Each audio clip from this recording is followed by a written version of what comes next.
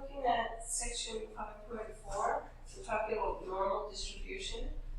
So normal distribution occurs when you have the same mean, median,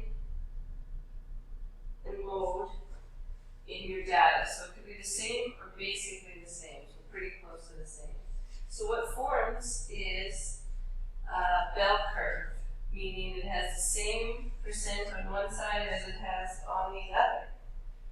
So this is our average, and this is our average plus one standard deviation away, our average plus two standard deviations away, and so on.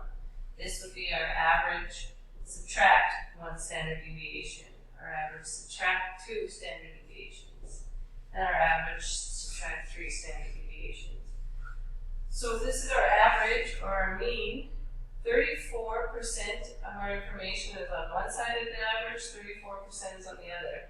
So 68% of our information falls between one standard deviation away from the mean.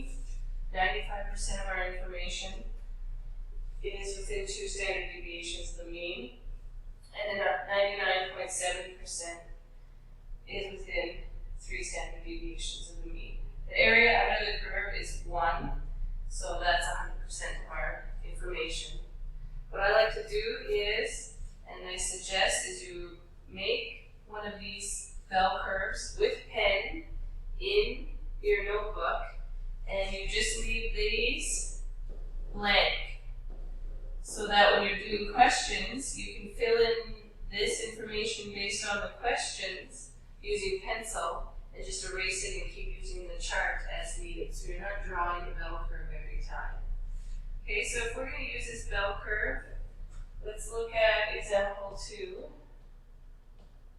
in the textbook, and it is on page 245. So it says, Jim raises Siberian Husky sled dogs at his kennel. He knows from the data he has collected over the years that the weights of the adult male dogs are normally distributed at the mean of 52.5 and a standard deviation of 2.4 pounds. Jim uses this information to sketch a normal curve. Okay, so if we were going to use that information to sketch a normal curve, 52.5 and 2.4, here's my curve that I've copied down in my notebook. So this would be the 52.5, because that's the average, and the standard deviation is 2.4. So on here you go 52.5 plus 2.4, which is your standard deviation, and you get 54.9. You add another standard deviation of 2.4, and you get 57.3. Another standard deviation, you get 59.7. So to get these, all I took was the average, and I added 2.4, which is the standard deviation. Add 2.4, add 2.4. Going this way, you would take the average and you'd subtract 2.4. So 52.5 subtract 2.4 would be 50.1, 47.7, and 45.3.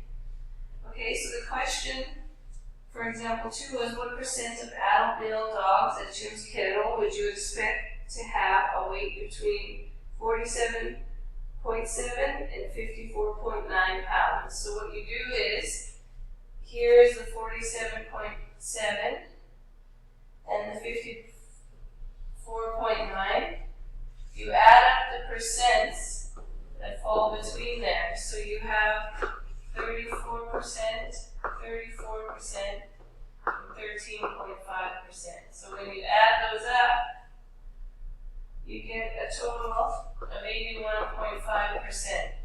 So you could say 81.5% of the dogs at Jim's kennel have a weight of between 47.7 pounds and 54.9